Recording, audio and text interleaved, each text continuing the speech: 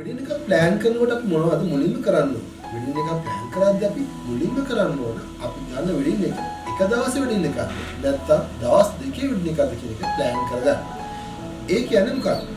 Wedding එකයි home කමින් එකයි එකම දවසේ කරනවා නැත්නම් වෙඩින් එකයි හෝම් කමින් එකයි දවස් දෙකකදී කරනවද කියන එක. ඇයි මේක ඔයාලට වැදගත් වෙන්නේ? මේක වැදගත් වෙන්නේ පළවෙනිම කාරණාව තමයි. ඔයාගේ වෙඩින් එකේ යන වියදම් සම්බන්ධයෙන් ගත්තා. ඒ වගේම එන කට්ටියට ඉන්වයිටිස්ලට ආරාධනා කරනකොට ඒක ගොඩාක් වැදගත් වෙනවා. ඒ වගේම වෙඩින් එකේ සම්පූර්ණම සකස් වෙන්නේ මේ අපි ගන්න එක දවසකක්ද නැත්නම් දවස් දෙකකද කියන එක උඩ තමයි. අපි හිතමු ඔයා ගන්න වෙඩින් එක දවසේ වෙඩින් එකක් කියන්නේ සාමාන්‍යයෙන් අද කාලේ වෙනකොට ගොඩාක් කට්ටිය ගන්න එක දවසේ වෙඩින් එක. නැත්නම් one day wedding එක.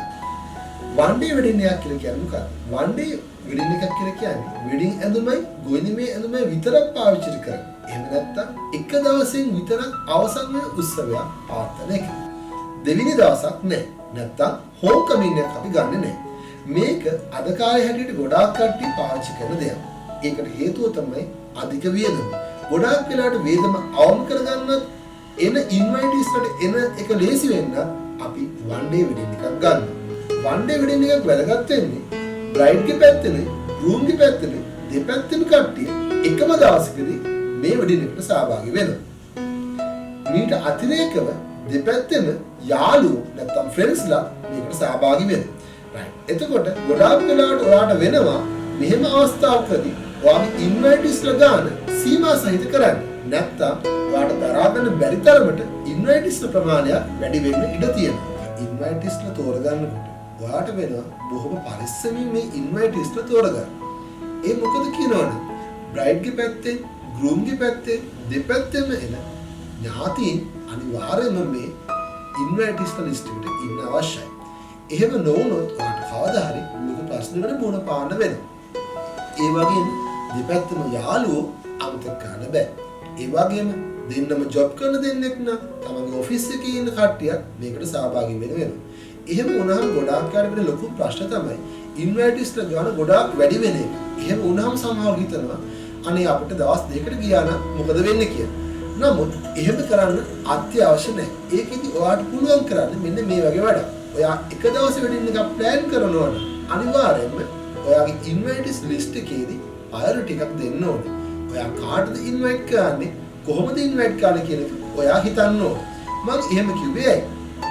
අපි හිතමු ඔයා ඔයාගේ ෆැමිලි එකකට ඉන්වයිට් කරනවා කියලා. එතකොට මේ ඉන්වයිට් කරනකොට කී දෙනෙකුට ෆැමිලි එකේ කී දෙනෙකුට ඔයා ඉන්වයිට් කරනවාද කියලා ඔයාට ලිමිට් කරන්න වෙනවා. අපි හිතමු එකම ගෙදර 5 දෙනෙක් ඉන්නවා නැත්නම් 6 දෙනෙක් ඉන්නවා කියලා.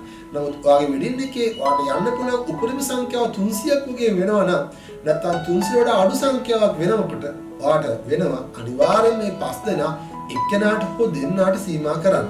අන්න එතකොට ඔයා ඉතාම පරිස්සමින් ඒ දේ කරන්න ඕන සමානුපාතික ක්‍රමයෙන්. නැත්නම් කවදාද දවසක ඒකත් ඔයාලට ප්‍රශ්නයක් වෙන්න ඉඩ තියෙනවා. ඒකත් ඔයා මේ ඉන්වයිටිස් ලිස්ට් එක one day වෙඩින් එකක් ප්ලෑන් කරද්දී මතක තියාගන්න ඕන කාරණා. ඒ වගේ යාළුවෝ වුණාම අපි දන්නවා අපිට යාළුවෝ කියන જાතිය ගොඩක් ඉන්නවා. නමුත් අපිට one day වෙඩින් එකක් ප්ලෑන් කරන්න බෑ ඉන්න සියලුම යාළුවන්ට එන්න කියලා. ඉතින් අන්න ඒ වගේ අවස්ථාවක ඔයා මොකද කරන්න ඕන? ඔයා කරන්න ඕන වගේ යාළුවෝ ප්‍රයොරිටයිස් කරගන්න එක. ඔයාගේ වෙඩින් එකේ ඉන්නම ඕන. ඔයාට අත්‍යවශ්‍ය ආර්ථික ළඟින්ම හිටපු ඔයාගේම හොඳම යාළුවෝ ටික විතරයි ඔයා ඇත්තටම one day වෙඩින් එකදී ඉන්වයිට් කරන ඕන ලිස්ට් එකට දාගන්න ඕන. ඒකත් ඔයා මතක තියාගන්න ඕන වැදගත් කාරණා. ඒ වගේම ඔයාගේ ඔෆිස් ෆ්‍රෙන්ඩ්ස් ගැන ඔයා සෑහෙන හිතන්න ඕන කාරණා. මොකද අපි රැකියාව කරන අවස්ථාවක අපිට බෑ ඔෆිස් එකේ එක්කෙනෙකුට එන්න කියලා අනිත් කෙනාට එන්න නැතුව ඉන්න කියලා. එතකොට ඔයාට වෙනවා ඉතාමම සීමා සහිතව මේක ප්ලෑන් කරගන්න. අපි හිතමු ඔයා ඉන්නේ රාජ්‍ය ආයතනයක කියලා. රාජ්‍ය ආයතනයක ඉන්න කෙනෙකුට ඩිපාර්ට්මන්ට් ගොඩාක් තියෙනවා. එතකොට ඔයාට හැකියාවක් තියෙනවා හැම ඩිපාර්ට්මන්ට් එකම නියෝජනය කරන්න එක්කෙනෙකුට හෝ දෙන්නෙකුට හෝ එන්න කියන්න. මොකද එහෙම නැති වුණොත් ඔයාගේ ඔෆිස් ෆ්‍රෙන්ඩ්ලා ගන්න අසීමිත ගානකට පත් වෙනවා. ඒ වගේම ඔයා ඉන්නේ පුද්ගලිකාංශයක නම් ගොඩාක් වෙලාවට පුද්ගලිකාංශ හැමෝටම එකම වෙලාවෙ නියාඩු ගන්න බෑ. ඒක ඔයාට වාසියක් වෙනවා ඔයාගේ ඔෆිස් ෆ්‍රෙන්ඩ්ලාව ඉන්වයිට් කරනකොට. එතකොට ඔයාට හැකියාවක් තියෙනවා ඔයාගේ ඔයා අදාළම ඩිපාර්ට්මන්ට් එකේ ඉන්න අයට විතරක් ඉන්වයිට් කරන්න. එහෙම වුණාන් පස්සේ ඒක ලොකු ප්‍රශ්නයක් වෙන්නේ නැහැ කවදා හරි. මොකද ඔයා ඩිපාර්ට්මන්ට් එකට තමයි ඉන්වයිට් කරලා තියෙන්නේ. ඩිපාර්ට්මන්ට් එකට ඉන්වයිට් කරාම ඒ ඉන්න ඔක්කොන්ටම සමහරලාට එන්න ආයතනයේ ඉඩ දෙන්නේ නැති වෙලාවල් තියෙනවා. ඒ නිසා ඒක ඔයාලට ලොකුවට බලපාන්නේ නැහැ. නමුත් ඔයා පර්සනලි පුද්ගලික මට්ටමේ ඉන්වයිට් කරන ගියොත් ඔයාට ලොකු ප්‍රශ්නයකට මුහුණ පාන්න වෙනවා.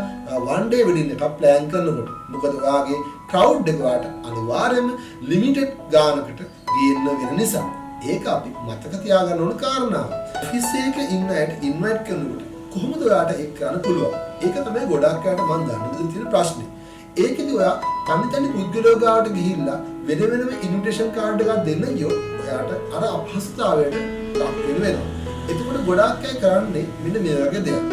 ඔයාට හැකියාවක් තියෙනවා ඔයාගේ ඩිපාර්ට්මන්ට් එකට පොදු ඉන්විටේෂන් එකක් දෙන්න. ඒක ගොඩක් වෙලාවට ඔයාගේ නෝටිස් බෝඩ් එකක් තියෙනවා නම් ඒ නෝටිස් බෝඩ් එකේදී දාන්න හැකියාවක් තියෙනවා. නමුත් ඔයාගේ ඩිපාර්ට්මන්ට් හෙඩ්ස්ලාට නැත්තම් සාමාන්‍යයෙන් අපි කියනවා එක්සිකියුටිව් ලෙවල් එකේ ඉන්න අයට නම් එහෙම කළා හරියන්නේ නැහැ. එයාට වෙනම පර්සනල් එකක් දෙන්න වෙනවා. ඒ වගේම ඔයාගේ බොස්ට එයා මැරිඩ් කෙනෙක් නම් එයාගේ මොනවත් එක්ක එන්න කියලා ඔයාට ඉන්වයිට් කරන්න හැකියාවක් තියෙනවා. ඒක වුණාම ඔයාට රවුලක් කරන දෙකම බෙරගෙන මේ වැඩේ කරගන්න හැකියාවක් තියෙනවා. Wedding Talks YouTube channel එක එක්ක එකතු වෙලා ඉන්න ඔයාට මේ වගේ වීඩියෝස් තව බලන්න ඕන කරන්න තියෙනවා. පහළ තියෙන subscribe button එක press කරන්න. ඒ වගේම දකුණු පැත්තේ තියෙන bell button එක press කරාන් පස්සේ ඔයාට අපි දෙන අලුත්ම වීඩියෝස් ඒ වෙලාවම බලා ගන්න පුළුවන්. අනිවාර්යයෙන් මෙන්න මේක මතක තියාගන්න. ළඟදී වෙඩින් එකක් ගන්න ඉන්න ඔයාගේ යාළුවට අපේ මේ වීඩියෝස් බලන්න කියන්න. එයාට share කරන්න. එතකොට එයාගේ වෙඩින් එකත් ලස්සන කරගන්න හැටි අපි කියලා දෙනවා.